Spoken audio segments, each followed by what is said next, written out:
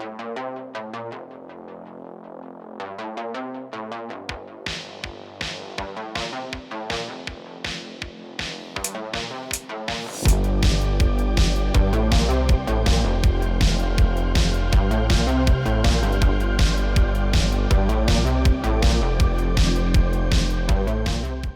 welcome to Kelly's Roadhouse, the podcast where we recap every single Sweet Valley High book in the series. I'm Paula and I'm here with Rich. Hello. This fortnight we're recapping book number 12, When Love Dies. Oh dear. I'm not gonna lie. I don't like this book. I'm gonna say it's probably my least the one I struggled to read most since maybe Secrets. Although even with Secrets there was a lot of character stuff going on. This one was definitely like probably the most boring so far, I think. Well, don't let that put you off though, because we've got plenty to say about it. Oh no, I've still got lots to say. I've got lots to say. I've got 16 pages of notes here. There we go. I love the colour of the cover though. It's a gorgeous cover. Mint green, which is one of my favourite colours. Mm-hmm. And it says, "What terrible secret is Trisha keeping from Stephen?" Yes, and who do we have on the cover? It is a terrible secret as well. It's a pretty awful secret, guys. Like, there's not a reaction this time. It is actually a terrible secret. Yeah. On the cover we have Trisha and Stephen. You're absolutely right, because usually like a terrible secret will be like, I'm entering a surfing contest and I'm not telling my boyfriend. Yeah. And this was like, no, this secret's pretty bad, guys. Yeah. I must admit, Trisha's hair, it's delightful. Yeah, we've got Trisha and Stephen, but this is not Trisha. What do you mean it's not Trisha? In the book, it describes her blue eyes. This girl hasn't got blue eyes. True. This girl's got brown. Yeah. And it also describes her hair. I can't remember what it says, but it's not this hair. It's not curly. Yeah.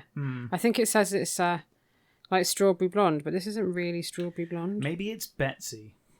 Yeah. They're all the same. She looks a bit like a ghost, like a Victorian ghost. Look at that shirt.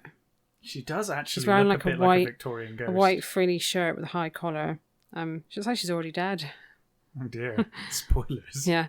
And then Stephen's behind her. Stephen looks about 40. Yeah. He's got a very square chiseled jaw there.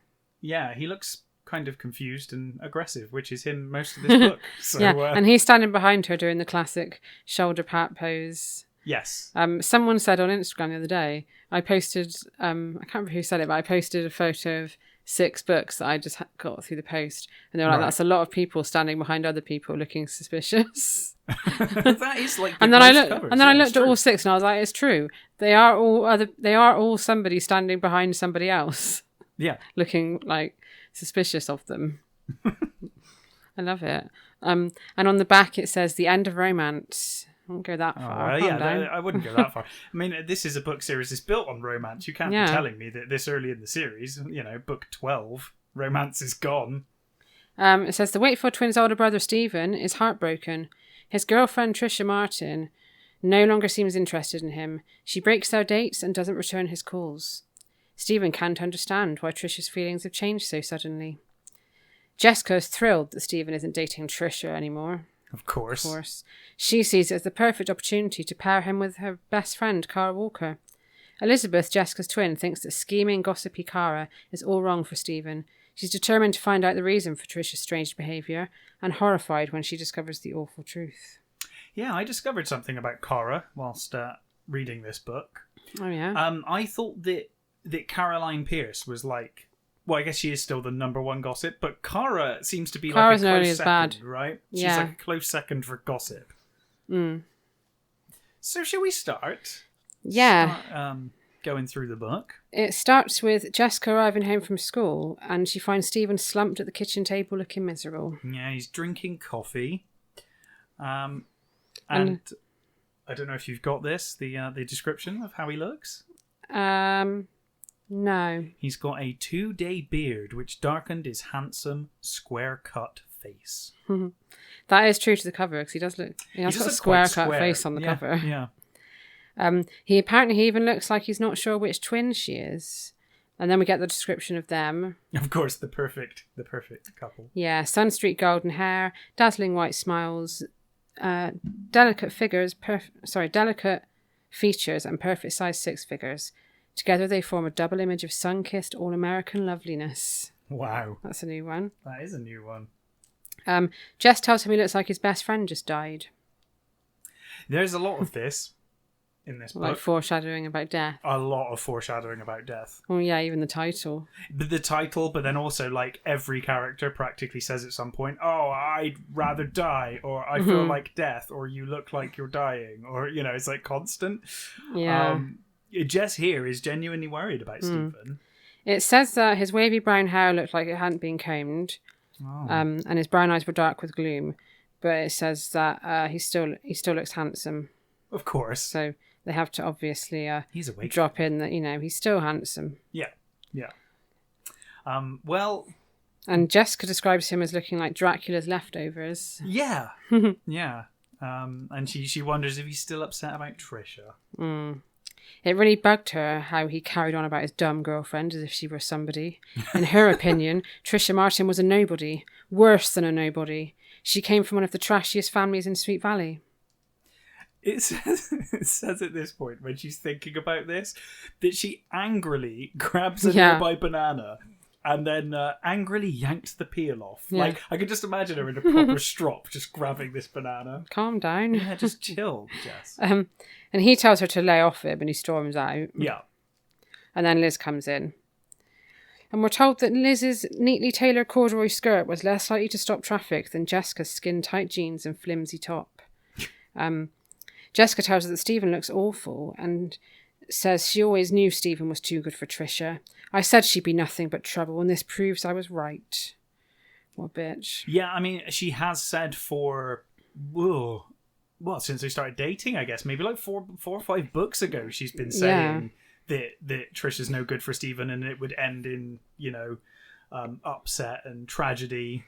Obviously, she didn't think it was for the reasons we're going to find out. Yeah. But, And Liz rightly says that Stephen is broken-hearted and all she cares about is being right. Yeah. It's a fair point. It is a fair point. It's a fair point. Someone is like got their heart broken. You shouldn't just be like, "Yeah, I told you so." I told you. Yeah, exactly.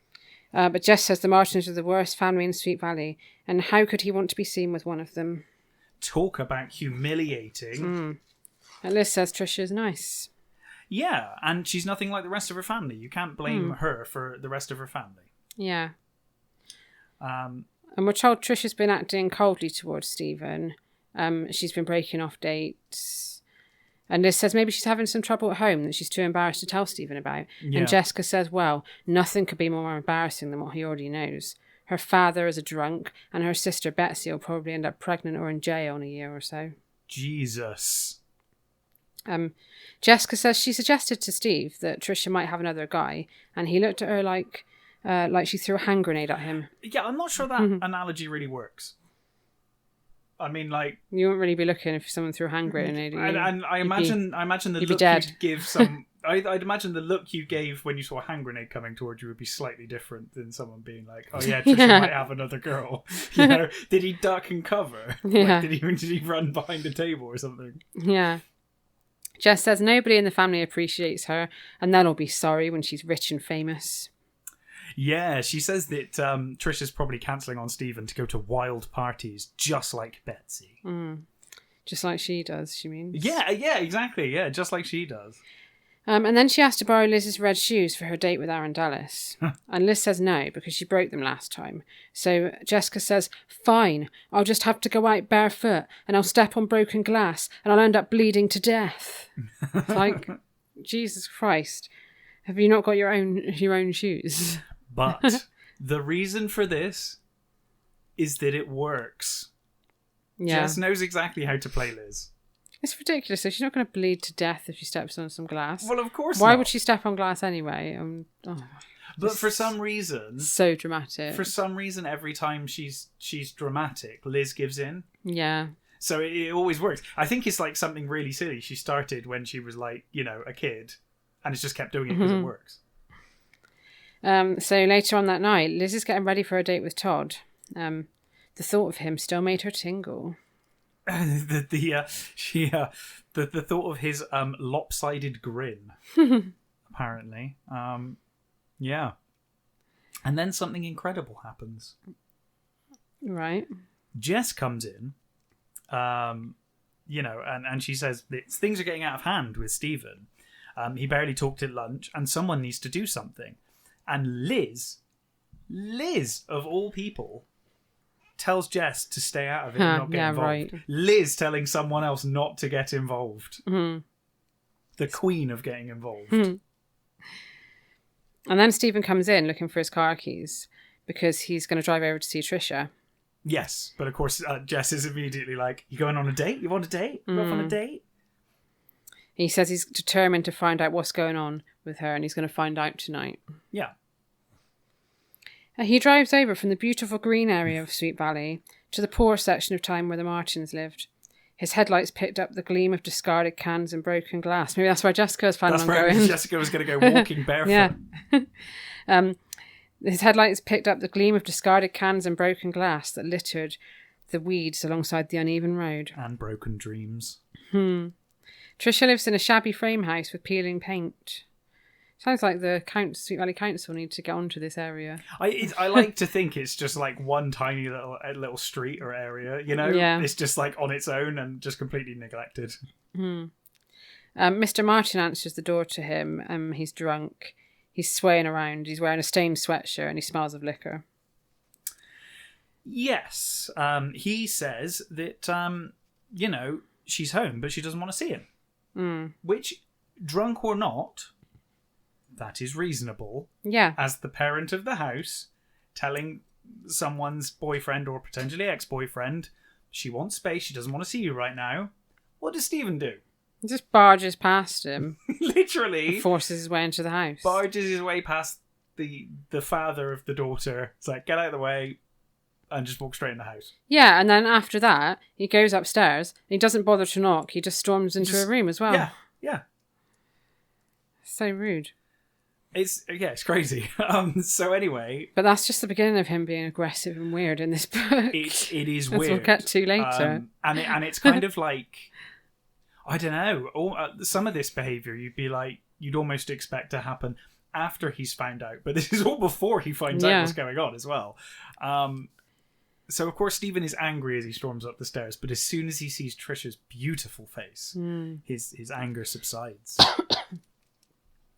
Yeah, she was beautiful with delicate features, strawberry blonde hair. I see her hair looks darker on the cover. It doesn't look strawberry on the cover, that's for sure. And she reminded him of a porcelain doll. He sees a half-packed suitcase on the bed, and she guiltily tells him that she was going to call him, and she's going out of town for the weekend. Yes, and Stephen says, we're supposed to be in love, and what in God's name is going on? And Trisha just refuses to answer. Yeah. And Stephen kind of shouts angrily that it's a nightmare. Yeah. And then she says, I guess this is it.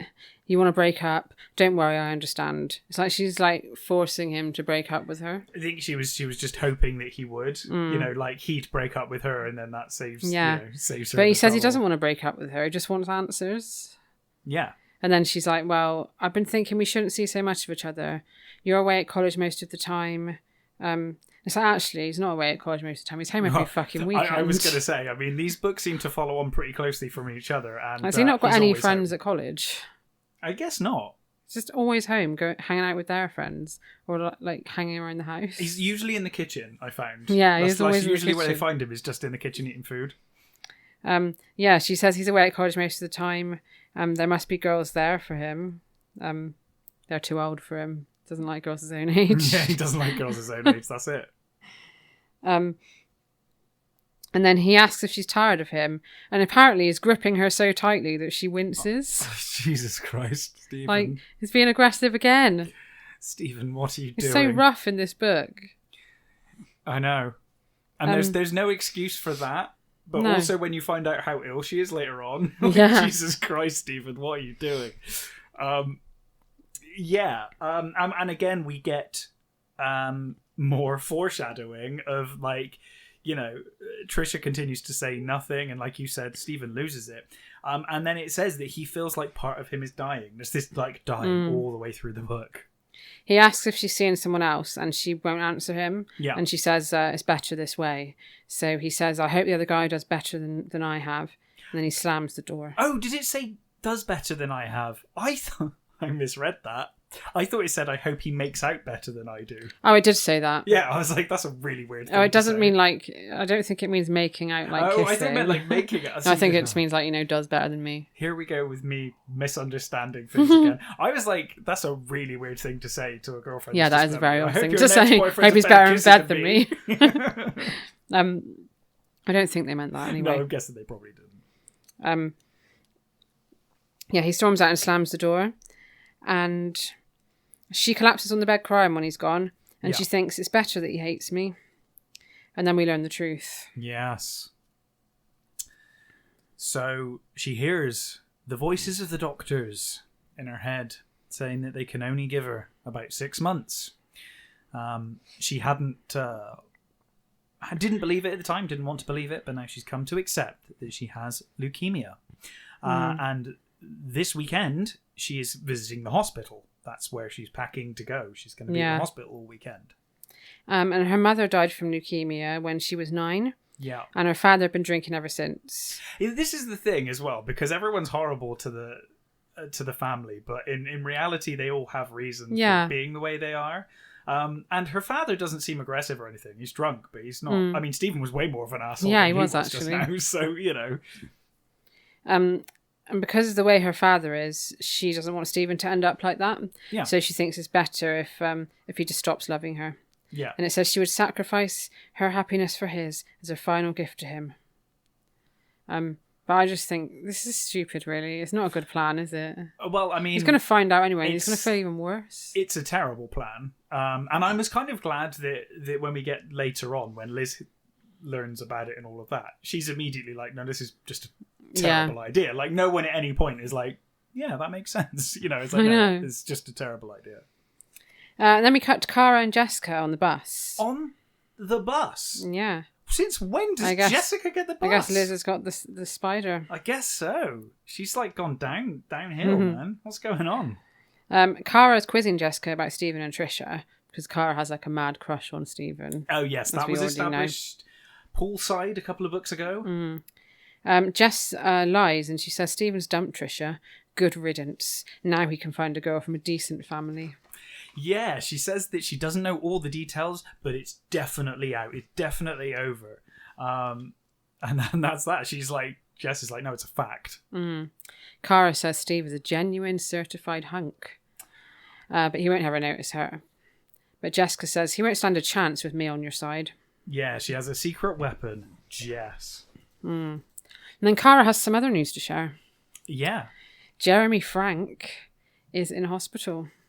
Yes, now Jeremy Frank is the host of Frankly Speaking, which I got wrong on the Quiz Whiz. You said Speaking Frankly, didn't you? Speaking Frankly. I mean, I hadn't read this book at the time, so I was guessing. We'd seen the episode, though. You had no excuses. We'll talk about the episode next week. Yeah, definitely. Or not next week, next fortnight. Jeremy Frank is tall, dark and gorgeous, with the bluest eyes to hit the screen since Paul Newman. And apparently he ran into a tree while skiing, and he's got a broken leg. Yeah. So he's at Fowler Memorial Hospital. Oh my goodness. Janie McBride. Imagine the mistreatment he's getting from all of those doctors. God. Just try and walk on it, it'll be fine. Yeah, just think positive, guys. And yeah, Janie McBride, I have no idea who that is. I thought that might be a character coming up. I was like, who's Janie McBride? No, the name does not ring any bells with me. No, okay. But she is a candy striper at the hospital, and she's got his autograph. Yes. Cara says that she wishes she could swap places with Janie, but Jess then reminds her that, she's got to save herself for Steve. Like, this is, as far as Jess is concerned, Steve and Cara, it's a done deal. Like, there's no doubt it's gonna happen. Yeah. To the point where Cara now cannot look at other guys. Steve only. She's got more gossip as well. Yes. There's a new rich family called the Morrows moving into the Godfrey mansion. And they've got an 18-year-old son who is a hunk. Yes. The Morrows. I hate Nicholas. Well, I'll talk about this later. We're going to get to him I don't like Nicholas soon, Morrow. I guess. I really don't. I think I know the name from I know Regina and I know Nicholas because I remember when you were reading through the books the first time and telling me about it, I was like, those were names that stuck out for reasons, so I know they're important. Jess knows of the Morrow name because Ned was the lawyer for Mr. Godfrey until he passed away. You know, he was kind of managing the sale of the mansion and whatnot after that. But of course, it's not just a mansion. It's more like a palace. Yeah, apparently so. When Jess gets home, she tells Liz their lives are boring and have no meaning. And they never do anything worthwhile. Let's speak for yourself. Yeah. Liz writes a gossip column, don't you know? Yeah, don't you know that How much Liz more is worthwhile can you get? a hotshot writer for the school newspaper? She says she suggests they need to bring comfort to the sick. I like the idea that Jess thinks their life is boring and Liz hasn't noticed how boring it is. Yeah. She suggests they become candy stripers, of course. And Liz says she didn't know Jess was interested in sick people, and Jess reminds her of when they watched Love Story, and Jessica used up a whole box of tissues. And Liz says, yeah, I'll never forget that. For weeks after, she pretended to faint around all the boys, hoping they'd think she had a romantic, incurable disease. Again. What kind of disease is romantic? What kind of any disease, let alone incurable? Yeah.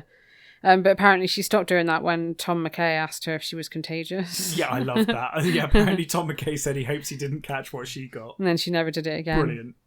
Because that would be a natural reaction. You were like, oh God, like, I don't want that. Especially nowadays. Yeah, well, yeah, especially now, yeah. Anyone coughs around you, you're like, whoa. Whoa, back off. We are in the UK anyway. Yeah. We're still at that stage of the pandemic. Clearly. But Jess says this is their chance to save lives.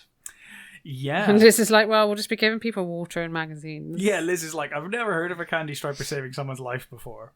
Mm-hmm. And of course, Liz is absolutely right here. She's like, we're going to get the rubbish jobs. You realise that? And Jess is like, no, not at all. And she says she needs Liz to do it with her because she's more likely to be allowed to use the Fiat Spider than her. So basically she wants lifts. So Liz gives in and she agrees to do it. Yes, Liz says that Jess would make a better lawyer than Ned. I don't think she would. I think she just knows exactly how to play Liz. Yeah. Constantly. And Liz thinks how generous and kind Jess is being. Yeah, sure. God. Well, of course, Jess is just thinking about being next to Jeremy Frank. Yeah. Clasping his hand while he stared at her in adoration after she just saved his life. And apparently he'd be so thankful, he'll ask her to guest on his show. Yeah. At dinner, they tell Ned and Alice their plan, and Ned and Alice think it's great. Alice says she was a candy striper when she was their age. And then, just shoehorned in, we're reminded that she doesn't look much older than the twins. I made a note of that because I knew you'd want to talk about that. It just leaves every time. Anytime, the first introduction of a twin, that you get the description of the twin. As soon as Alice is mentioned, you get the description of Alice looking exactly like the twins, just slightly older. Yeah. She warns them that it's hard work, and Jessica says, the more you do for people, the more they appreciate you. I mean, that is true. That's not true, actually. Well, not in my experience, anyway. Okay. But Alice agrees, because Alice says that's not always true. She asks if Jess noticed that she cleaned her room. Yes. And Liz says it would take like a week's worth of cleaning for anyone to notice. And then we're told about Jessica's horrible brown room, and that we're told again there's knitting in the Hershey bar. Now, this is something I guess we're going to get to with Casey's, right? Because I'm assuming in Casey's it actually turns brown, because it's already brown at the start of Sweet Valley High. So yeah, because they redecorated their rooms. They did, but I think she did it pink or something. So I'm guessing something's going to go horribly wrong. Or did she not redecorate it and just Liz redecorated hers? Oh, maybe. I can't remember. Either way, I'm hoping it's not brown at the moment. I'm hoping we find out how. Liz thinks it looks like a cross between a mud wrestling pit and a rummage table. Jess promises that she'll keep it tidy from now on because she thinks that when she's a TV star, they might want to interview her in her own home, like through the keyhole. Yeah. So she better practice keeping it presentable. And then we get a little bit more talk about the Morrows. Yes. Ned says Mr. Morrow was a star quarterback and a celebrity. Yeah, he once played with the Hawks and later invested his money and became extremely wealthy. He's in the computer business. Yes, that business. It's so vague. They always like use that in these books. They always use the term like the computer business for anybody that's got a lot of money. It would have been a good time to invest. Computer business. Yeah. Yeah, and they have a daughter as well. She's a twins age, and she'll be going to Sweet Valley High. Yes. Regina, and she'll be starting at Sweet Valley soon. The next day, the twins are silent on their way to the hospital. Because I'm not surprised actually. Because Liz is thinking of when she nearly died in a motorcycle accident. Yeah. And Jessica is remembering when she basically almost bullied Annie Whitman to the point of committing suicide. Yeah. Bad times. Yeah. Happy thoughts. Yeah. And of course, as soon as they get there, the nurse just gives them magazines and drinks to hand out, exactly like Liz said. Yeah. They're given a tour of the hospital. Oh yeah, that's and they're told their responsibilities. Yeah. But Jess is just scouting the hall for sexy doctors. Yeah. And then the next day they go out for their proper first day. Mm-hmm. And Jessica is assigned to the maternity ward. She's pissed off. She's so furious. So there's no men in the maternity ward. So, well, unless they're new fathers. Yeah. Yeah, her first day doesn't go well. She's in the maternity ward. She's given a bag full of diapers, used diapers, and told to dispose of them. When the head nurse, Miss North, asks if she knows anything about babies, she tries to be funny and she says, only that I used to be one. But Miss North is like not she doesn't impressed find that at all. Hilarious joke funny at all. No. And then on their break, Liz tells Jess that she's been assigned to the second floor. It's really interesting. And of course, she wants to write an article about it. Yes, of course. Now, sorry, go on. I was just going to say, when Jess was in the maternity ward, they make a point of going on about how she had to find a vase for some flowers, and then she's asked by the mother of the baby if her baby's the most adorable baby she's ever seen. And it says, Jess, quote, looks at the squirming red bundle on the bed, opening and closing its toothless mouth like a fish. And apparently she's sounds accurate to me. Yeah, and apparently she's had to say this to every single mother on the ward for the rest of the day. It says she's been getting babies thrust into her face all morning. But Liz has even met Jeremy Frank. Yes, they already knew which twin to assign to Jeremy Frank before they. And they'd had a chat. What do you think they talked about? Wow. They talked about Liz's journalism. Of course they did.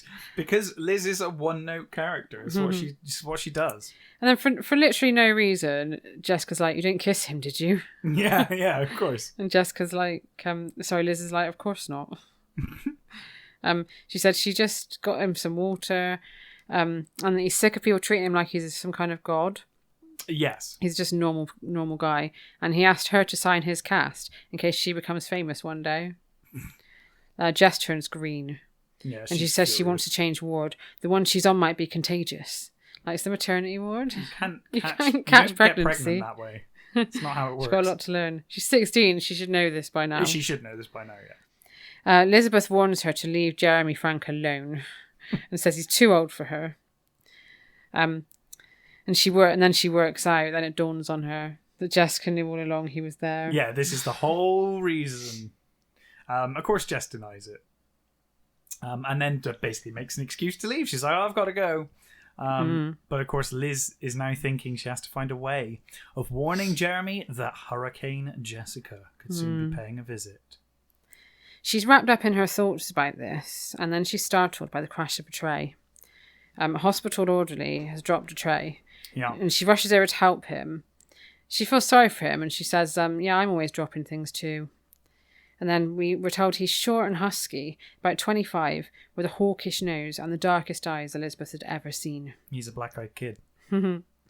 He was staring at her so intensely that she got goosebumps. But, like, not in a good way. Like... No, she gets, like, tingles up her spine, and she's like, why is he staring at me like that? That's what she's thinking, not saying. So, of course, Liz introduces herself. Yeah. And he says his name is Carl. Oh, my God! Anybody that has read ahead will know that why we're excited now. I'm so excited. Yeah, Carl never comes up again. It's fine. It's just mentioned here that she meets him, and that's the end of it. It says that Carl was speaking as though it was painful. Yeah, he's got such a gravelly voice that it sounds like it pains him to speak. He hurries off, and she thinks there's something strange about him. But then she thinks it must just be my writer's imagination. Oh, her and her writer's imagination. Bloody Good hell. Lord. And then suddenly she sees the girl bundled up in a heavy sweater, even though it was a warm day. Oh no. It's Trisha. Yes, and Liz calls out to her, but as soon as she sees her, Trisha runs away. Don't blame her. No, I don't blame her either. And then it says Liz noticed how awful she looked. Yeah, she looked Great. like she hadn't slept in a week. Yeah.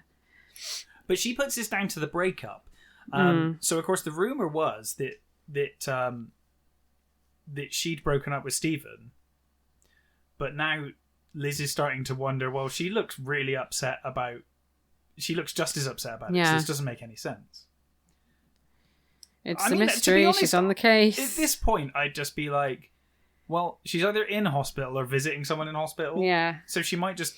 You don't see people looking great in hospital, really, Not generally. You're not generally there for a good reason, are you? So, you know. She thinks maybe Trisha is visiting her new boyfriend. Like, why? Yeah. Why would you think that? Meanwhile, Jessica had found her way to Jeremy Frank's room. Oh, this is amazing. She goes inside. She sees a huge plaster cast suspended in midair by a system of cables and pulleys. This sounds so accurate to the TV episode. This bit is exactly the same as the TV episode. I was just reading it and like seeing it in my head. I was really surprised because the TV show takes and adapts books, but so differently. Like there's the same character names, but they're totally different. This is the first time I was reading a book and I was like, wow, this is exactly like how it happens in the TV show. It's like they were dealing with a heavy subject and they were like, we just need something really silly going on in like the B plot. He thinks she's Elizabeth, who he's already met, so but she introduces herself and she says that they're twins. Yes. And she says, Liz is a lot shyer than I am. She's almost a hermit, in fact. Yeah. And then he asks if she can return Liz's pen that she left when she signed his cast. And she's like, oh, can I sign it too?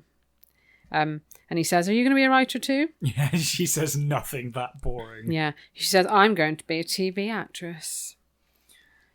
And she leans over him to sign the cast. Yes, but then she loses her balance. She jabs him in the knee with the pen. Yeah, so it's like to steady herself, she used the hand that had the pen in it. Yeah. And just stabs him in the knee, his only good knee. And then he jerks up, like as an automatic reaction, because he's obviously in pain because he's been stabbed with a pen. Clearly. And then one of the cables comes loose, and it's just chaos. It's like Abbott and Costello, or like who? Laurel and Hardy or something. Oh yeah, it's like a proper slapstick sketch. This. And he croaks in pain. Get a nurse. Yeah. Now Jess rushes out and finds a nurse, and it basically explains everything. And the nurse just looks at her like she's a total piece of shit. Yeah. She's like, what the fuck are you doing? The nurse isn't impressed. Gives her a disgusted look. And she's mortified. Of course, Jess is mortified. She thinks she's blown it. There's no way she's going to get that guest spot on TV now. But then she thinks, I'll find a way to show him how devoted I can be and earn his undying gratitude and a guest spot on his show. So she's not giving up. No, of course not. So, cut to Friday. Mm-hmm. Jess is trying to get Stephen to come to Cara's party. Yes. But he's not having it.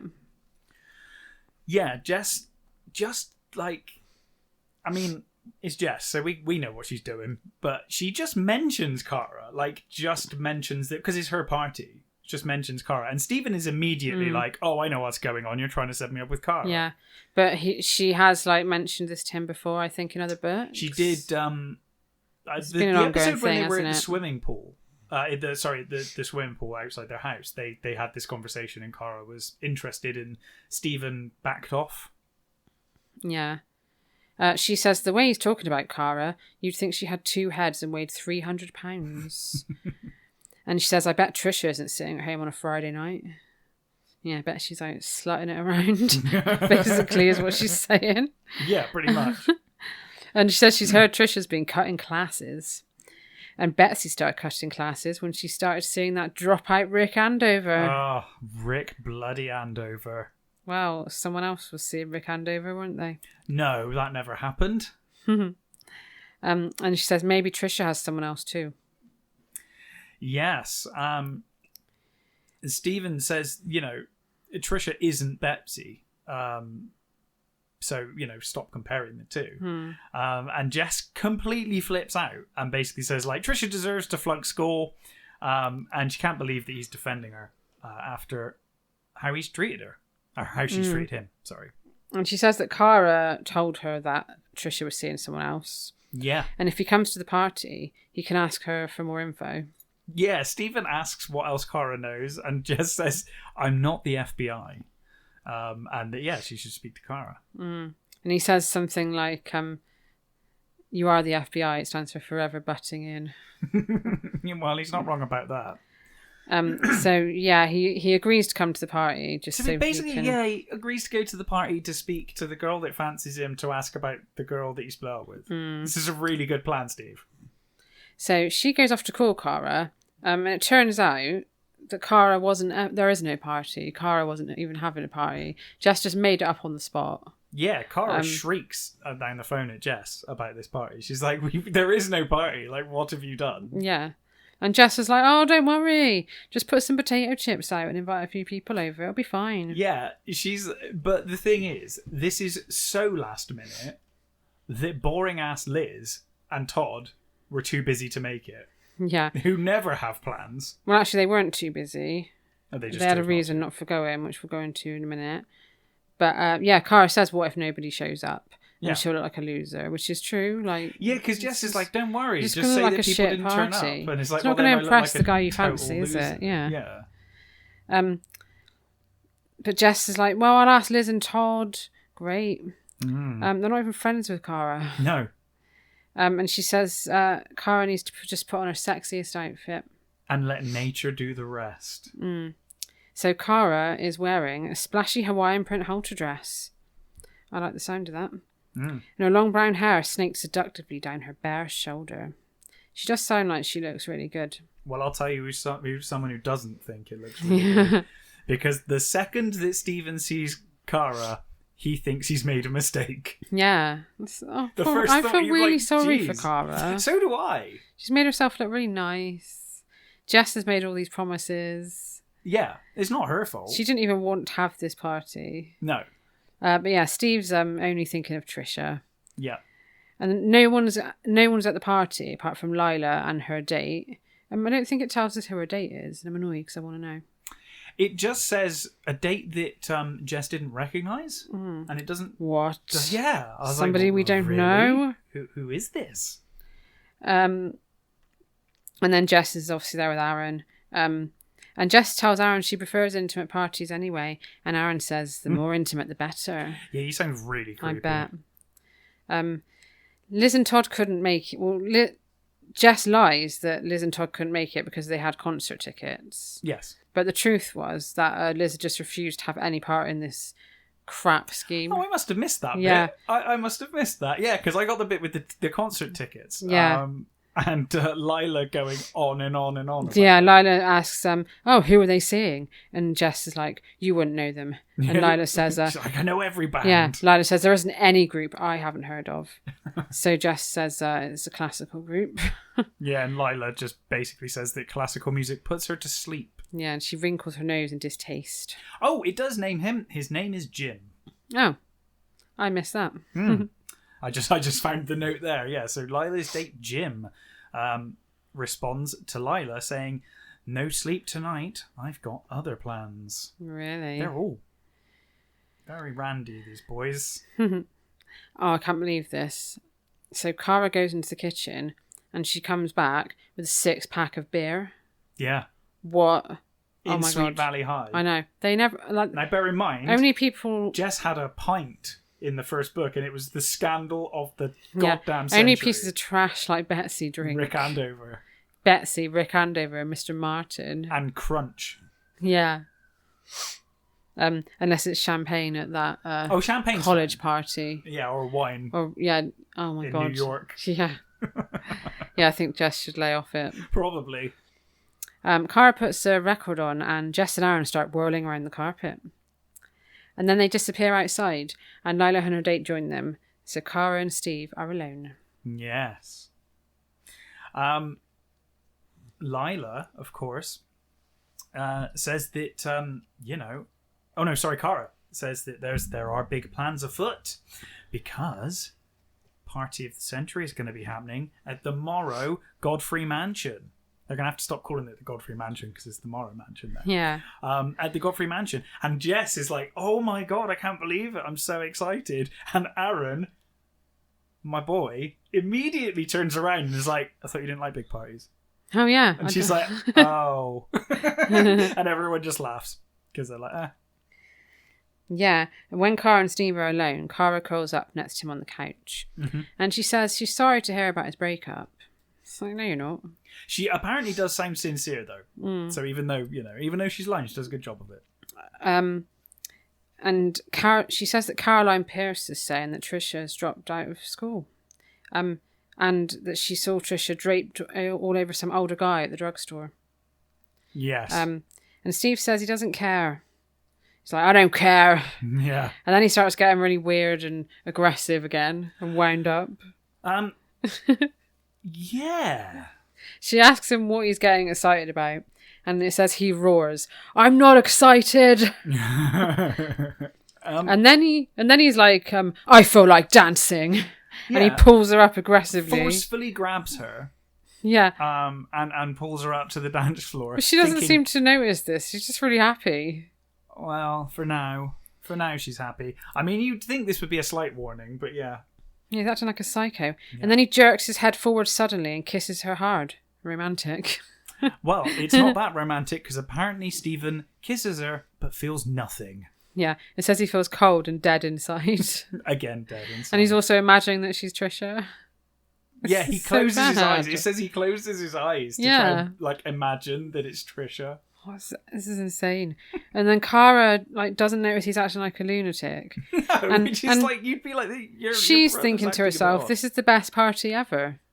Sounds fucking shit. It sounds. You've got what? Lila Fowler and her boyfriend, Jess and her boyfriend, and this psychopath that you're trying to date. That's your whole party. Yeah, it sounds. There's crap. no one else there. I've got 6-pack of beer though. Oh. Well, that goes a bit further if there's less people. To be fair. Yeah, they get one whole beer each. They get at least one whole beer each. And that's all they should do. 1.25 beers. I think Stephen shouldn't have any. I think Stephen definitely should never do drugs. No. Well, nobody should. No, but especially not. Especially, yeah. And then, Jess arrives home at 1 a.m. and she tells Liz that Cara and Stephen were all over each other. And they're still out. Yes, she says that Stephen's probably even forgotten the name of Trisha Martin by now. And Liz says Cara's all wrong for Stephen, but Jess says he deserves some fun. And she says Cara's a cheerleader. It's like, oh, that changes everything then. Well, I mean, you can actually, you can't even make that argument anymore, Liz, because that was the case that all the cheerleaders were bitches. But you've now got Annie Jess says that Cara's a cheerleader. Oh, sorry, I thought Liz was saying that. When Liz says Cara is wrong for Stephen, Jess is but she's a cheerleader. That's fine. It's that doesn't make any difference. Back in Twins, it would be but she's a unicorn, so it's fine. Oh God, yeah. And we find out Steve and Cara had gone for pizza and then they'd driven around. But he thinks she seemed more interested in being seen with him than actually being with him. Which we know is not true. Cara genuinely really likes him. Yeah. Although, does she just like him because he's a college boy? Maybe. She does seem quite... I like Cara. She's the best of the bad bunch. Yeah, she's not quite as bitchy as the others. No. As Jess and Lila. So when Steve gets home shortly after 2 a.m, he goes to make some cocoa and Ned comes down. Yes. They have a heart-to-heart. Yeah, Stephen explains the situation. And Ned says it must be tough for him. And he also tells Stephen not to let Cara push him into something he doesn't want. I mean, he should take that advice. It seems like he's been grabbing people and making them do whatever he wants recently. So forcing his way into people's houses. Yeah, forcing people to dance, forcing kisses on people. On Monday at school, Liz sees Trisha alone on the lawn. She's looking miserable. So, of course, she has to go over. What happened to don't get involved? Well, yeah. This is why I find it so amazing that Liz was actually telling Jess not to get involved. I know. It's like, Liz, you're always getting involved. So she sat there with an uneaten sandwich in her hand. Trisha apologises for running away at the hospital, and she says she was visiting a sick friend, so she was upset. Yeah. At this point, you'd be kind of respectful of, I'd be like, yeah, medical conditions, like privacy. You'd just be like, oh, that's a shame. Sorry to hear that. Yeah, and, I would have been like, push don't even worry about it. It's fine. But Jessica says, oh, what room is your friend in? Yeah, she's like, I work there now. Hell. What room is he? Patient confidentiality. Like, you can't just go around asking that. No. And of course, this causes Trisha to say that, she's checked out at the moment. It's like an in and out treatment kind of thing. And then Liz is like, oh, she must be better then. No, like, and she's like, what's wrong with her? And like, Trisha has to be like, oh, it's some unpronounceable name. I can't explain. It's like, Liz, leave it. I know. Like, just stop. So nosy. And so, inconsiderate. It gets to the point that Trisha can do nothing but desperately try and change the subject by offering her sandwich. She's like, do you want my sandwich? just take my sandwich. Leave me alone. Trisha's eyes were bloodshot, and she reminded Liz of a fragile china figurine. Oh, no. And then Cara and Jess come over. Oh, God. And they just start talking about Regina's party. And Cara, and this is all in front of Trisha, and it's obviously deliberate. Cara says as loud as she can about Stephen. She's like, oh, I had no idea what a great dancer Steve was. He's taking me to a college party at the weekend. Like, who acts like that? Yeah. And Liz storms off angrily. Well, yeah, she storms off angrily, but she doesn't say anything or stick up for Trisha. No, she just leaves her there with them. Just like, that's a really shit thing to do. It's like, if you're really angry about it, Liz, maybe say something to your sister and her friend. Yeah, and if you didn't want to say something, you could have just said, come on, Trisha, and taken Trisha with you. She just leaves Trisha there with them. Yeah. And Trisha's eyes are glistening with tears. Yeah. But she tells herself it's better this way. But she thinks without Stephen, she's already dead. She feels cold. In the cafeteria, Liz tells Todd that something strange is going on. Yes, and Todd jokes that it sounds like a mystery novel. Here we go.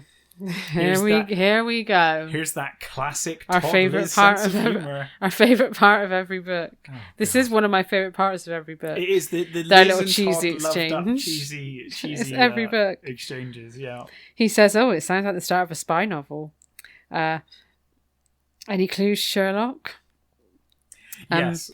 His brown eyes are sparkling with mischief. Did you get the Liz says that she's serious, but thinking that in reality, his sense of humour is one of the best things about Todd. That and his 6 feet of muscle topped with wavy brown hair. Yeah. It says Todd was such a kidder. And then they are the fucking couple that just laugh at each other's jokes while no one else finds them funny. They're so cheesy. Yeah. I just love it. They're like the worst people to be around. You just feel like, oh, for God's sake. And then she actually just tells him about Trisha. She's getting good at this. Liz is the last couple of books. She's telling Todd stuff. She's getting better. This is the relationship. Yeah. And he says she's too sensitive for her own good and that she can't butt in. But she says Steve and Trisha are so perfect together. And Todd says, like us, you mean? As she feeds him a French fry and he nibbles her fingers. You're in school. You're in the school cafeteria. Yeah. Calm down. And he says, face it. This is so smug. He says, face it. There's nobody like us. If we were any crazier about each other, they'd have to call the little men in white coats. I think they should call the little men in white coats anyway. I think they probably should. And they should have a long time ago. Todd kisses Liz, which is apparently, quote, the perfect mix of sweet and salty. Oh my God, I love them so much. I really do. Every time we get these little exchanges, when I'm reading, I'm like, yes. Yeah, they are good. The next afternoon, Jessica's stalking Jeremy Frank again. She thinks today's the day she's going to make sure he notices her. I think he's noticed you. It's like, I think he noticed you when you jabbed him in the knee. Yeah. With a pen. So she sails into his room and she sees a nurse standing over him. And then some reason, she just carries on towards him. Yeah, despite there clearly being a nurse there. And something going on. Well, there is something going on. There is. She stops dead when she realises. He's stark naked. He's having a bath. He's having a sponge bath from the nurse. She yelps. She yelps and drops a pitcher of ice cold water that she's holding onto his bare stomach. I reckon it wouldn't have just hit his stomach. It would have hit somewhere. I think it might have sort of hit somewhere else. It might have hit somewhere else that they can't mention in the Sweet Valley High. Definitely. I think it definitely. I'm assuming. Definitely hit that, didn't it? Jeremy roars in pain and then points at her, shouting, "You!" He tries to sit up, but his leg is suspended too high, so then he falls back down again. Apparently, flops helplessly from side to side. This is exactly like the show. I know. Like, this is crazy. Yeah, and then he points at her and says, "You." Yeah, he does that in the show as well. He does. The nurse asks her what on earth she's doing here, and Jess says she's just trying to help. Jeremy, of course, angrily shouts, "Help!" and Jess runs away again. Yeah, she runs away crying. And then when she tells Liz is like, "We'll lose our jobs if we don't leave him alone." You mean the jobs you weren't even interested in? Fucking leave him alone. But Liz has a plan. It's just fucking stupid plan. The worst plan I have ever heard in my life. So she needs Jeremy Frank's help for this plan. She thinks if Jeremy Frank makes a big play for Jess, then Jess will cool off. She doesn't know that this will happen.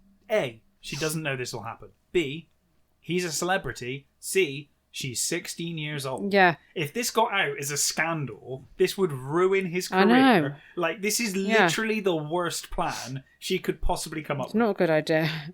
So she has to tell Jeremy her plan. Her wonderful plan, and he thinks it's great. Yeah. On the way, though, she spots Carl the orderly watching her from a doorway.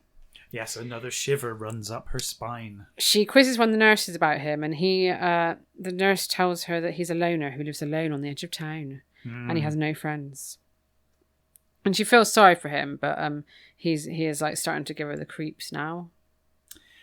Yes, although she does force herself to smile, and she says, "Hey, Carl."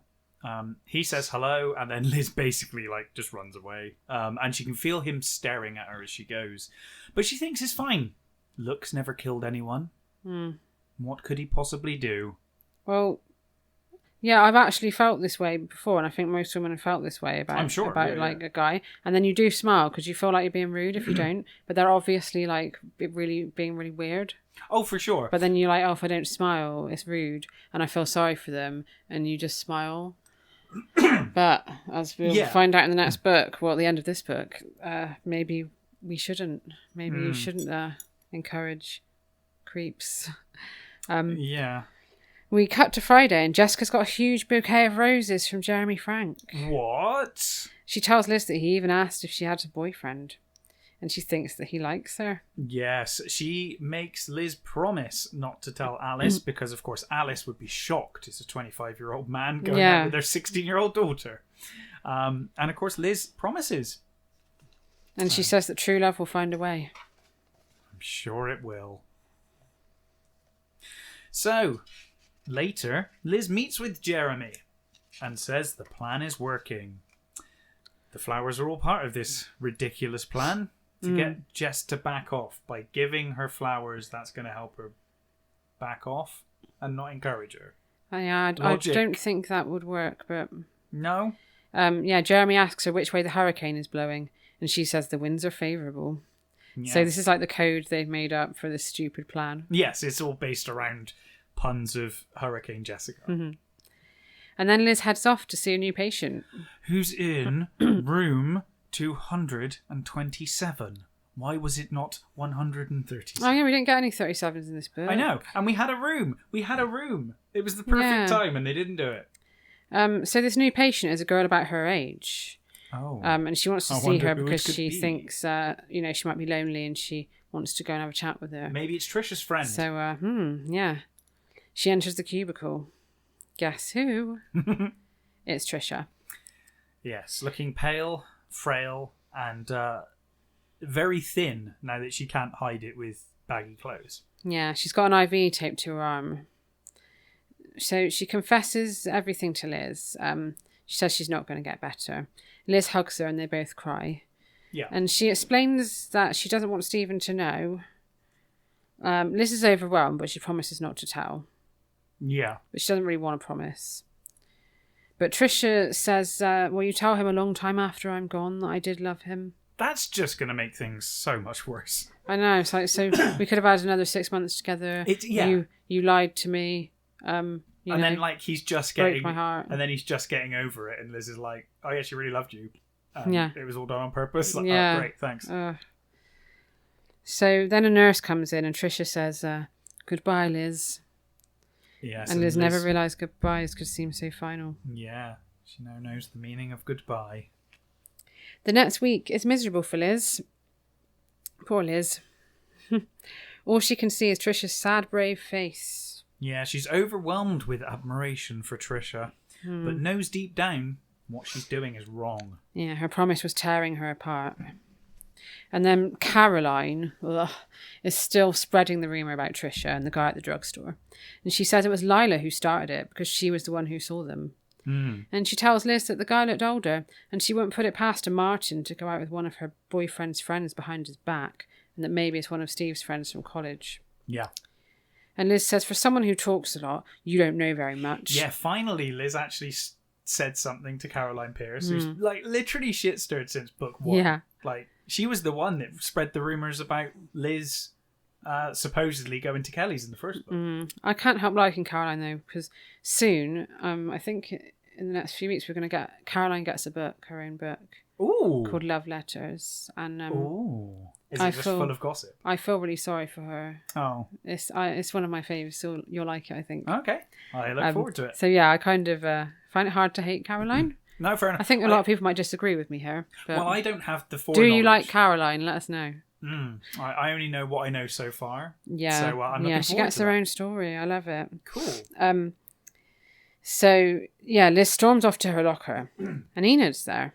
I haven't seen Enid for absolutely ages. I was thinking that. I know we do obviously Casey's, and Enid's not around then, so it is every fortnight. But it does feel like it's been a while since Enid's been involved. Yeah. And what I really love about this moment is the second that Enid sees that Liz is upset, she immediately says, "Have you and Todd had an argument?" Because like that's pretty much always. Here we the go reason. again. Yeah. It's usually that or Jessica's done something, isn't it? Yeah. She gets the same answer though. Liz says, she asks what's wrong, and Liz says, "I can't say." It's like, so basically, this is the answer that Enid gets, regardless of the scale of the secret. Yeah, I can't tell you. I can't say. I can't say. Nothing's going on. I'm fine. And Enid always does this as well. I've noticed, like, you know, whenever Liz says like, "I can't tell you," Enid's always like, "Well, you know, it's okay," but then like they have like a vague conversation. Yeah.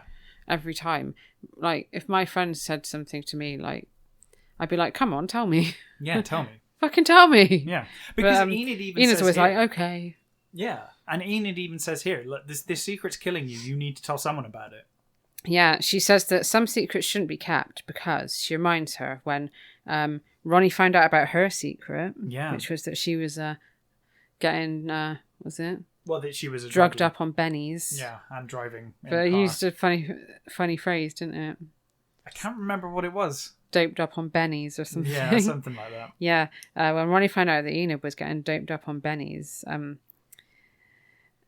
it led to her. Happiness. Yeah, Enid says it showed Ronnie up for who he really was. Yeah, and it all turned out for the best. Mm-hmm. But Enid says it sounds like you need to talk to someone older.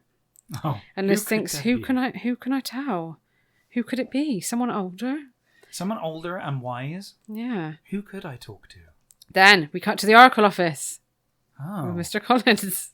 Mr. Collins has magically got his job back after the girl he was accused of assaulting was embarrassed at a party. Yeah, by having a drink. She had a drink thrown over her, didn't she? And then that was enough to... the school board were like, "Oh, that girl, they got a drink for over at Lila's party? Oh, don't worry about her. Yeah. It's fine. Back to your job." Liz is showing him her article called Candy Striper's Journal. Mm-hmm. And we're reminded that he's the handsomest teacher at school. Yes. He asks Liz what's wrong, and she just tells him the whole story. Yeah, which I was quite you know, she usually does tell Mr. Collins. And she never has any problem telling Mr. Collins Mr. stuff. Collins is like it's just the people one. that are actually close to her, like her boyfriend, her best friend, and her parents. I bet all the kids in Sweet Valley hate Mr. Collins because they're like, he's probably knows all of our secrets. Yeah. He says that Trisha will end up hurting Stephen more this way. Yeah. Yeah. Yeah, and Liz agrees. But ultimately, he gives the same advice he gives her every single time. Trust your instincts. Trust your instincts, follow your heart. He doesn't ever really give her any advice, does Never. he? He always just says like It's always vague. like cliche advice for quotes, you know. It's always, what do you think, Liz? Yeah. Oh, I think you know what to do. Yeah, he says that a lot, doesn't he? Yeah. I think it's probably because he's a teacher and he's terrified of being like, I don't want to give this girl any advice and then ruin her like life. Well, he's probably terrified now. I'd be terrified now. You know, he's just been accused of like assaulting someone. Well, that's all been forgotten, I guess. I'd love to know how Teddy's getting on. Yeah, I think we get some more of Teddy soon. Don't worry. Good. I like Teddy. We haven't seen the Because last of Teddy. last time we saw Teddy, he was crying on the sofa. Yeah, he has it a bit rough in a book coming up actually as well. Poor Teddy. Liz uses him for a plan of hers. Oh damn. But yeah, I can't go into that now. Okay. But she says that she knows that she has to tell Stephen. So at the hospital later, Jess tells Liz that Jeremy wants to see her about something important. And she says maybe he wants to offer you $1 million contract to be his co-host. Yeah. And Jess is like, wow, he probably wants to ask me out. Yes. Well, it's a bit more than that, isn't it? This is so stupid. This is the dumbest thing that an adult has ever done. Like, I don't know. Like, I'm like, what are you even thinking? So she goes to see him and he tells her she looks beautiful. And he asks for her hand. In marriage. See, when you said that, that sounded like a joke. Yeah, no. It's not a joke. He proposes. He proposes to her. He says he can't hold back his feelings any longer. He knows she's only 16. And she says, actually, I'm 16 and a half. Well, that's okay then. She's 16 and a half. Yeah. That makes all the difference. Yeah. He says she's the girl he's been looking for all of his life. And she's shocked and she says that she has to finish high school. But he says he can wait. Yeah. And she says she doesn't love him. And he says, say it, Jessica. Say you'll marry me. And she basically like gives a frightened cry and legs it. Yeah. Now, I mean, all right. What if she legged it and told Caroline Pierce or told a newspaper or told anyone in the world that this 25-year-old celebrity, it's like the worst. This is the worst plan ever. Yeah. She definitely would have told Lila O'Cara. Yeah. And then they would have told the press if she didn't tell the press. Yeah. Like, this guy basically would, like, lose his career and, you know, obviously. But yeah, it's ridiculous. He's just chuckling to himself and Liz pokes her head round and he gives her the thumbs up. Yeah, the plan's going great, guys. Great. Well done. Tell you someone else was very impressed with this. Alice Wakefield. Yeah, I know. Yeah. She's like, this is brilliant. Well yeah, done. they get home and Liz tells Alice the whole story. and, you know, rather than Alice being like... What the fuck? Yeah. She's like, oh, this is great. She says Jessica probably learnt a lesson. She says Jessica probably learned a lesson. I don't know what lesson, but something. It's like, Yeah. And then at dinner time, Stephen tells them that he's taking Cara to a party at his dorm. But Liz notices a look of sadness haunting his dark eyes and winces. Yes. So, we get to the party and Cara is babbling a load of shit and gossip. Yeah, constantly. She's talking about the Morrows again. She's probably nervous, to be fair. Yeah, and it is like the big news in the town about the Morrows at the moment. Yeah. And obviously they're dropping in because it's a big part of the next book. Or the one after, yeah. But he's just not even listening. He's reminiscing about a picnic he had at Seca Lake with Trisha. He's thinking how her hair smelled of pine needles. Are you sure it wasn't the pine needles that smelled of pine needles? Yeah. He tells Cara he'll have to check his schedule because she asks him to the Morris party. Yes. And he says he'll have to check his schedule. And she's disappointed. Hmm. And then one of Steve's friends comes over. Oh, no. And he's God like, damn it, Ted. he's like, oh, is this the girl you've been bragging about? Yeah, and Cara feels like amazing. And then he says, nice to meet you, Trisha. Yeah. And I love this because it then just says that Ted realizes his mistake and just walks away. Yeah. Like, oh, oops. Steven smooths over the situation by asking her to dance. Yeah. He can smell her perfume, and he thinks Trisha didn't even need perfume. Her hair and skin smelled naturally sweet. Like What? pine needles. Like, yeah. Like, come on. You know, it's going a bit far on the hero worshipping of Trisha. Oh, to be honest, at this point, he is obsessed. she's like a porcelain doll. She doesn't even need perfume. Don't tell me like her shit smells of roses. Yeah. And the way he like barged into her house and stuff. It's some worrying behavior, happening here. Yeah, it doesn't stop either. No, just to let you know. I have heard. And then we're told that then we're told.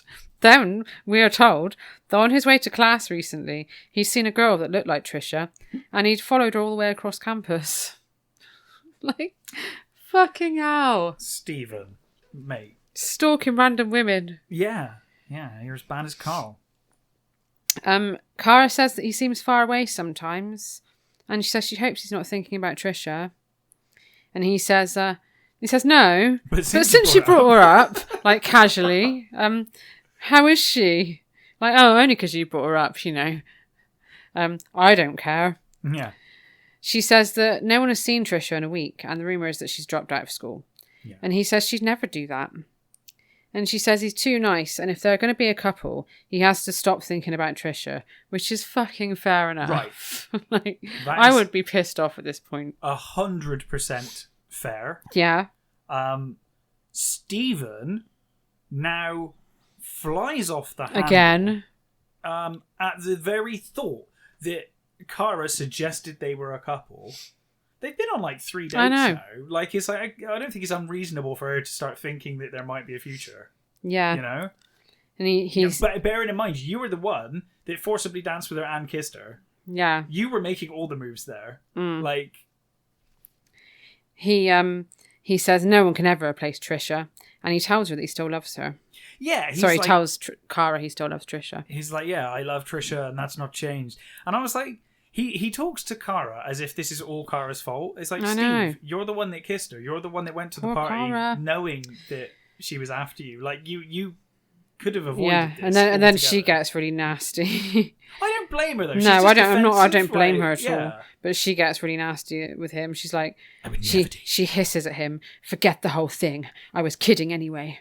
I wouldn't be your girlfriend if you paid me. Right, sure. He drives her home and he feels better than he's felt in weeks. Now he's admitted his feelings. Yes. Doesn't feel guilty, No. for upsetting Trisha and being an asshole. Yeah. He's decided that from now on, he's going to be honest about his feelings with Trisha, no matter what anyone thinks. But then, I loved this bit. This was brilliant. Okay. It's a shame that it doesn't go anywhere. Oh, what was it? Jess tells Liz she's been thinking about it, and actually she will get married, or she will accept the wedding proposal. Yeah. She's doodling Mrs. Jeremy Frank in her notebook. And she thinks she still doesn't want to get married, but she can see the advantages to a long engagement. She can show off her diamond ring, and she can always break off the engagement later. Meanwhile, she'd be engaged to a celeb and would get to be on his talk show. And she wanders into Liz's room humming the wedding march. And she breaks the news to Liz that, she's changed her mind and she's going to accept the proposal. Liz gets really panicky. It's like, well, this is your fault. This was one of the potential outcomes from this stupid plan. Yes, it's literally caused by you, Liz. Yeah, absolutely. She tries to talk Jess out of it, but Jess accuses her of being jealous. Yeah. She heads to the hospital. Yeah. And at hospital, she flings herself across Jeremy's bed. It's like, God, be careful. You have a you're bad gonna, history. Yeah, you're gonna cause an accident again. Definitely. She tells him, "Yes, I will marry you," and he just bursts out laughing. Yeah, he laughs in her face. He confesses it was a joke, and he tells her the whole story, but he leaves Liz's name out of it. I wish he'd. Yeah, he should have included her definitely name. included her. And Jess is embarrassed, but she's also strangely relieved. Yeah, it's a bit weird. This he apologizes. He does say that if she was 10 years older, he would marry her. And of course, Jess says, still an awful prank that you played on me, Jeremy. And Jeremy suggests that he'll have to find a way to make it up to her. And she's like, "Well, there is something you could do." Yeah. So, back at the Wakefields' house, Liz is finally telling Stephen about Trisha. Yes, yeah. She can't hold that back anymore. He grabs his jacket and goes straight to the Martins' house, to the rough side of town. Yeah, back to the rough side of town. At the Martins, Trisha lies and says she's heading out for a date. Yeah, she opens answers the door, the door, crack, yeah. and she's like, Says, "You should have announced before you were yeah. And then what does he do? He pushes his way into the house. Again. Barges into the house. The living room is full of empty bottles and overflowing ashtrays. Trisha had always tidied up before, but now she's sick. She just hasn't had the energy. Yes, and also wasn't expecting visitors. Wasn't expecting someone to just barge into my living room. And even though she was dying, she looked beautiful, it says. In a fluffy blue sweater that matched her eyes. See, her eyes are brown on the bloody cover. Yeah. Who is this girl on the cover? She's just like the ghost Trisha. Maybe it's Cara. Yeah. Yeah, she looks quite upset. Imagine if everybody was wrong all along and it's actually Cara. It's actually Cara. It's not Cara. Oh, no. But, yeah, he tells her that he knows. And she collapses against him in tears. Yeah, she breaks down and cries. So this is where you got emotional, wasn't it? A little bit, just because it's like it's the subject matter more than This is where I was rolling my eyes, like thank fucking God this is nearly over. I must admit, this book was a slog. It was a slog to get through. I feel like people will have a better time listening to us talk about it than they will have if they'd read it. Yeah, I agree. I hope so, anyway. I hope so, yeah. So yes, just because, it's quite a horrible subject. It is a horrible subject. I don't think the writing of this scene really made me upset. I'm just sick of the lot of them by this point. Yeah, I mean, I'm just not a fan of this book. Trisha's fine. Stephen's even dick. Trisha. I was sick of Trisha as well. Well, they cling to one another, and he strokes her hair. She says she just wanted to spare him the pain. And then he asks about the guy at the drugstore. Yeah, and then he's still like, but maybe even though you are dying of cancer, maybe you did cheat on me anyway. And and she says she was there to pick up her prescription. She collapsed. Yeah. And this guy that she didn't even know helped her to her car and drove her home. But was he hot? What did he look like? He says he'll never stop loving her and he wants to be there for her. And she says she can face anything if she has him. Yes, Trisha feels warm again.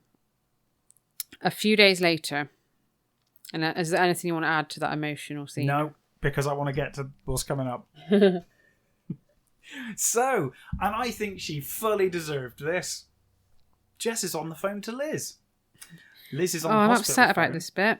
Oh, go on.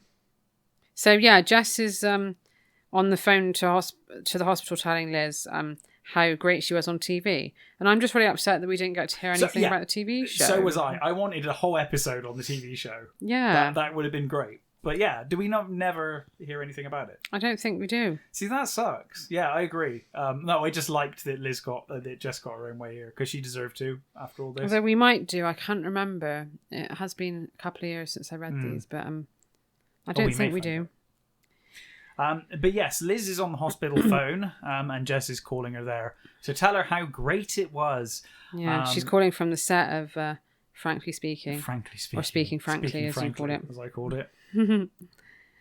It's the night of the Morrow's party, and Liz has to drive there early with Jess so that Jess can introduce herself to the hot son, Nicholas. Mm-hmm. Of course, she's seeing pound signs. Obviously. So she heads to her car and she hears a noise behind her. Oh no. She hurries into the car and then someone taps on the window. Mm-hmm. It's all right, it's only Carl. Yeah, it's just Carl. Carl It's just friendly it's Carl. all right. It's just you remember Carl? Carl the orderly. Yeah, he's a bit shy, a bit weird, but he's lovely, isn't he? He tells her that Mrs. Willoughby wants to see her and it's important. Oh dear. And she thinks this a bit weird because she's literally just seen Miss Willoughby like 1 minute ago. Yeah. But she shrugs. Wouldn't you be like, I've already seen her? Yeah. Because that's what I'd do. Yeah. Like if someone came up to me and was like, oh, you need to go see this person, and I'd just seen that person, I'd be like, I've just saw them, it's fine. But she shrugs and she gets out the car. And then as soon as she gets out of the car, he leaps at her and he clamps a hand over her mouth. She struggles, but his grip was like iron. Oh my God. He says, I'm sorry, Elizabeth. I promise I won't hurt you. I just want to be with you forever.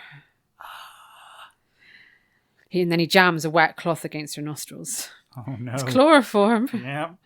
I remember when I was younger, I used to be terrified of chloroform. Like, I'm terrified of chloroform as an adult. I think it's a terrifying idea that you but could just be it's not passed it's out. not common, is it now? Is it? I don't know. I'm sure when I was a kid, I read some like newspaper story. There was some, Was it like a big some thing spate about it at of some like point? people using it for like me, and I always actually. You can probably make it. Because I was thinking, like, I must have read something in the paper that scared me as a kid. Maybe it was this but book. I think it might have been this book. Oh my God, it might have been. Because I remember as a kid, I was really paranoid about it all the time. Now, I'm assuming that Carl the orderly managed to get this from the hospital somehow. Yeah. And that's really funny that it might have actually been this It book that literally caused only all just of dawned this. on me. Because I even thought when I was reading it, I was like, I must have read a newspaper article or something that that made me paranoid about that. But now I think it was this book, because I did read this book as a kid. Yeah, there we go. It's responsible for me being scared of chloroform, cocaine.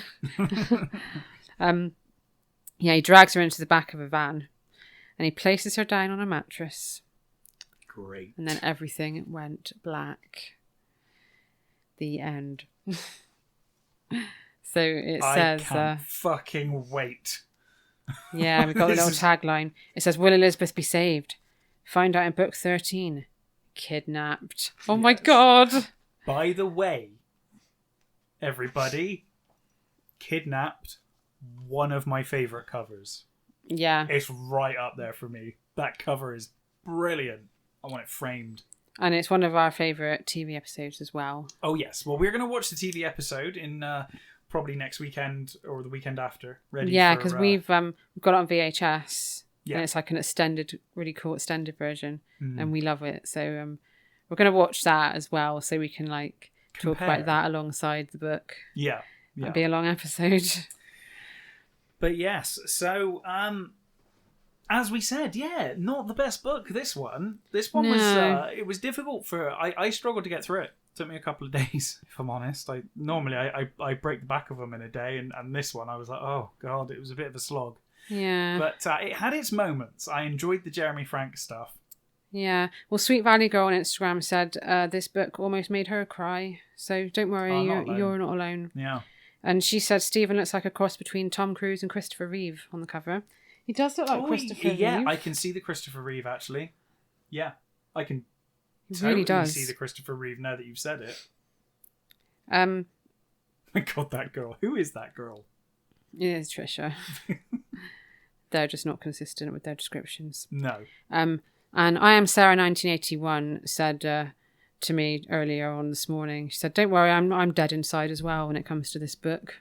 So I'm not alone either. Ah, there we go.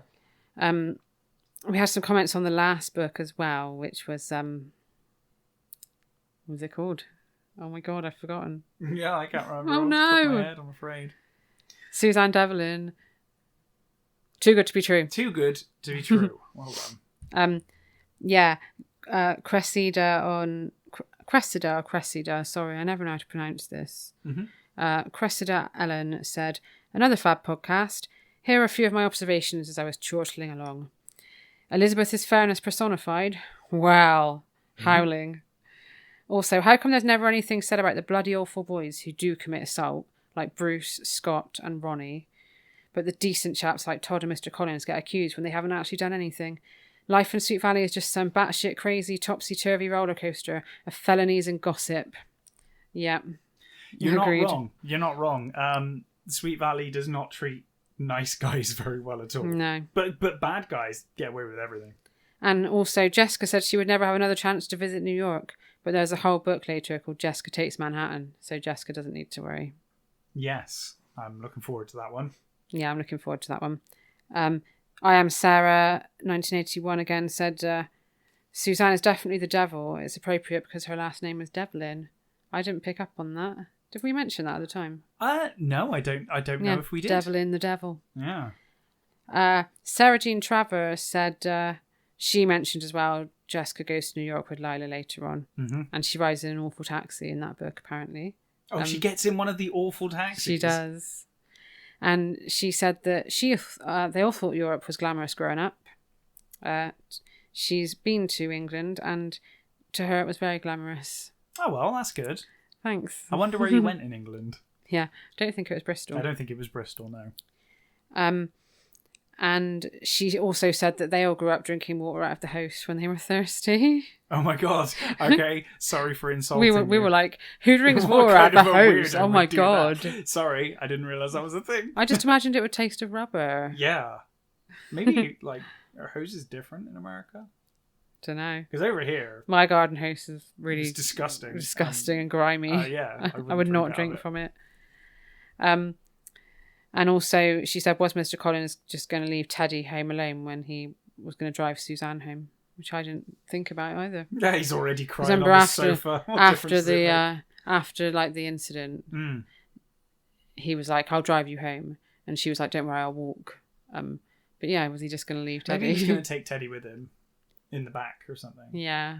But he was already crying on the sofa. Just leave him there. Just leave him. It's yeah. fine. He's been neglected enough this evening.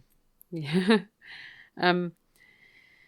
And yeah, also we want to mention that we now have a Facebook page. We do indeed. Which neither of us are that big on Facebook, and I prefer using Instagram, but we're going to make an effort. We're going to make an effort. I'm slowly like moving posts across from Instagram. So if you follow us on both, you're just going to see posts that you saw like 6 months ago. But I'm just trying to populate the page with some content. Once we get more followers on Facebook, we'll start adding stuff to it. Yeah, so please follow us. Our address is Kelly's Roadhouse Podcast, I think. Is it? Let's double check. Let's double check that. Yeah, facebook.com/Kelly's Roadhouse Podcast, just with no spaces. If you fancy joining us. Yeah, and leave us a review on there as well, or a rating if you like our podcast. And if you don't like it, then don't say anything at all. if you hate it, then just keep it to yourself. Thank you everybody for all the comments again. Keep your comments coming in on Instagram and on Facebook if you decide to take us up on Facebook. I love the comments. I love the feedback. Yeah, it's really fun. So in 2 weeks' time, it'll be time for Kidnapped, and Can't wait. What's our next Casey's episode again? Choosing sides. Choosing sides. We're going to find out if Amy Sutton will join the bitchy unicorns on the cheerleading boosters, squad. Yeah. Which is hilarious because you've already told me that eventually she does come back and join those bitches, but not for like a decade or so, I guess. Yeah. Or not even a decade. It's probably like about 3-4 years, isn't it, between Twins and Sweet Valley High. So it's not long. But I love the fact that in Twins, Amy is like, oh, they're so disgusting. Those unicorns, they're awful people. And she becomes one of them, ultimately. But yes. So I'm really excited. The next group of books we got, it's all good. Yeah. So we'll see you for those episodes. Absolutely. And thank you for listening. Catch you next time. Bye.